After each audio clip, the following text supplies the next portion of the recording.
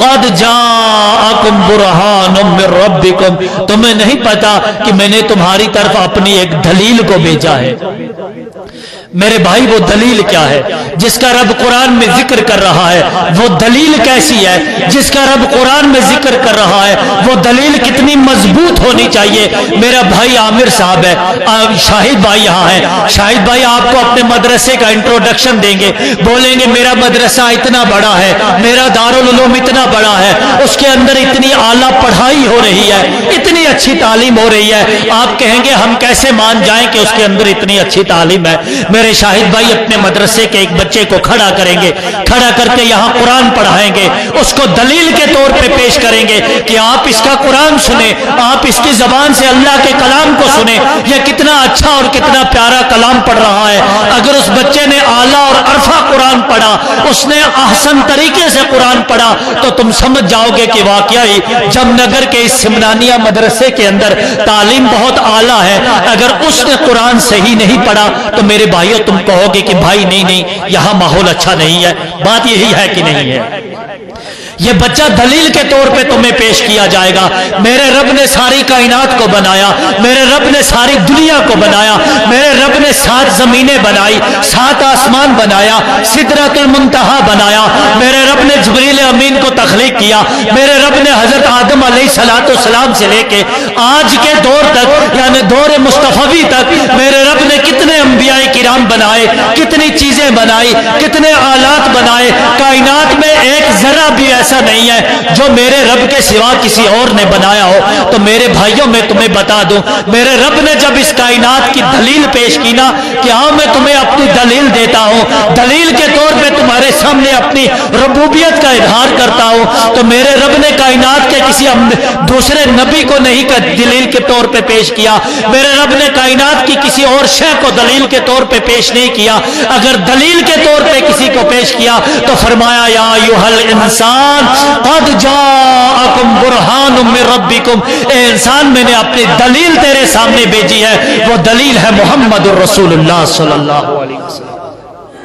تو میرے بھائیوں تم نے اگر اللہ کی ربوبیت کو سمجھنا ہے، اس کی دلیل محمد الرسول اللہ ہے، تم نے رب کی حقانیت کو جاننا ہے، دلیل مصطفیٰ ہے، تم نے رب کی یکتائی کو جاننا ہے، دلیل مصطفیٰ ہے، تم نے رب کی قدرت کو جاننا ہے، تو میرے بھائیوں دلیل مصطفیٰ ہے۔ لیکن اب میں تمہیں بتانا چاہوں گا، بڑی پتے کی بات بتانا چاہوں گا، اگر جس چیز کو جس شے کو رب قدیر ساری کائنات کی دلیل بنا کے پیش کر رہا ہے، رب کہہ رہا ہے تم نے مجھے جاننا ہے تو میری دلیل کو دیکھ لو، تم نے مجھے جاننا ہے تو میں نے آپ کے سامنے ایک دلیل بنا کے بھیجی ہے، تم اس دلیل کو جان جاؤ۔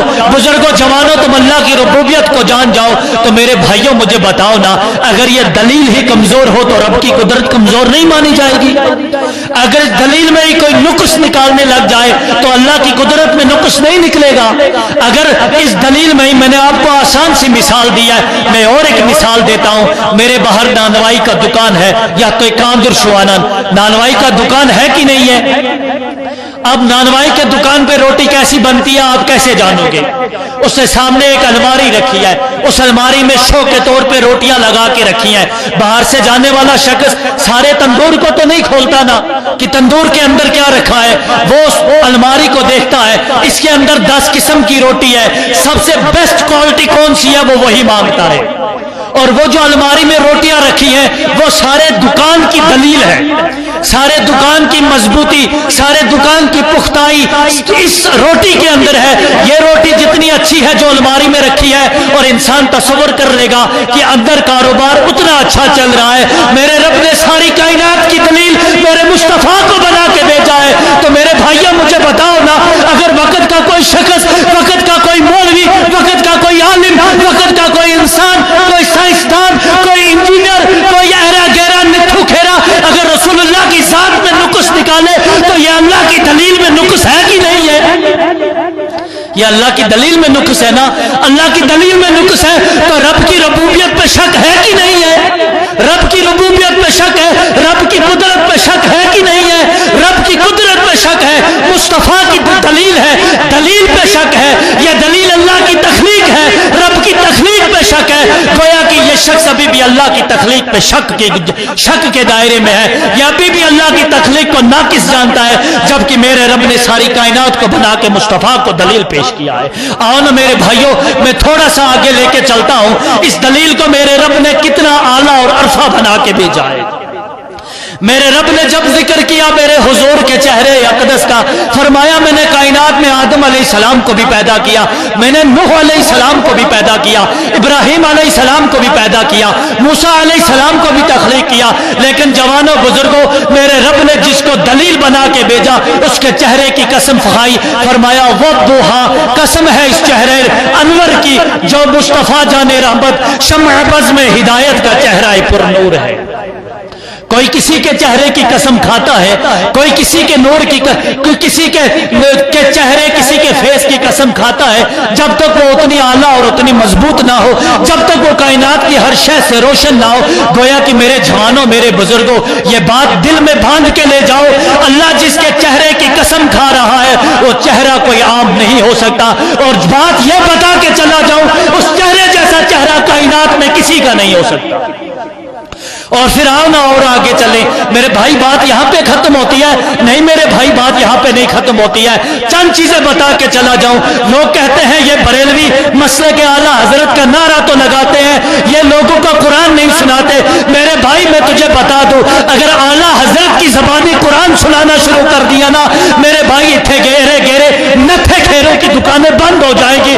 कुरान वन नास से लेके अलहम्दुल से लेके यानी अलिफ लाम मीम से शुरू है, जहां से और वहां से वन्नास तक सारा मुस्तफा की तारीफ में भेजा गया है। मैं तुम्हें बता दूं, खाली चेहरे पे बात खत्म होती है। मेरे रब ने जब रसूल कायनात सल्लल्लाहु अलैहि वसल्लम के बालों का जिक्र किया, जुल्फों का जिक्र किया, फरमाया वल्लैलि इज़ा सजा, फरमाया सोने की सोनी जुल्फों की कसम खा के कहता हूं। लोगों कोई है कोई किसी के बालों की कसम खाए? इतने हसीन बाल होते हैं किसी के, कोई कहे कि मेरे फलाने के बालों की कसम खाए, तो जिसके बालों की कसम खाई जा रही है कायनात में उसके जैसे बाल किसी के हैं, उसके जैसी जुल्फें किसी की है? आओ ना, बात यहां खत्म होती है ना भाई। आज कुरान सुनाने का मन है, बड़ा एतराज करते हैं लोग, बरेलवी कुरान नहीं सुनाते।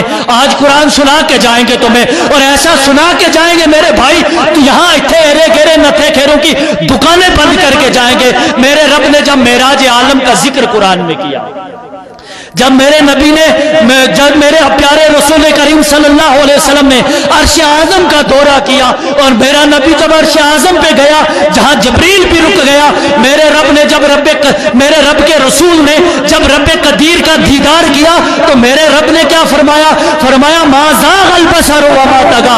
मेरा रसूल मुझे ऐसे देखता रहा कि ना आंख झपटी और ना आंखें झुकी।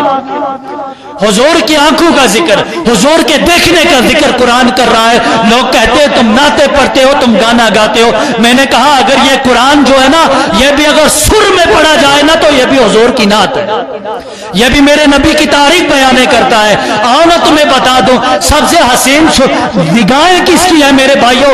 सबसे जबरदस्त बसीरत किसकी है? सबसे आला बसीरत किसकी है? नारे तकबीर, नारे रिसालत, आल जमुआ कश्मीर तहरीक सौतुल औलिया, जिला निगरान शोपियान मौलाना शिराज अहमद सोफी साहब, आप तवज्जो फरमाए मेरे भाइयों, मेरे बुजुर्गों। मौलाना साहब आ गए हैं, हमारे कायद हैं। मैं चंद बातें करके माइक इनके हवाले करके इजाजत चाहूंगा। अभी किल्लर शोपियान में हमारा दूसरा प्रोग्राम है, वहां भी पहुंचना है। मैं आपको पत्ते की दो चार बातें बता के जाऊं, आप तवज्जो इधर रखिए। मेरे रब ने जब रसूल के चेहरे का जिक्र किया, वो दुहा कहा, हुजूर की जुल्फों का जिक्र किया, वल्लैल कहा। मेरे रब ने जब हुजूर की बसीरत का जिक्र किया, हुजूर की आंखों का जिक्र किया, फरमाया मा ज़ाग़ल बसर व मा तगा।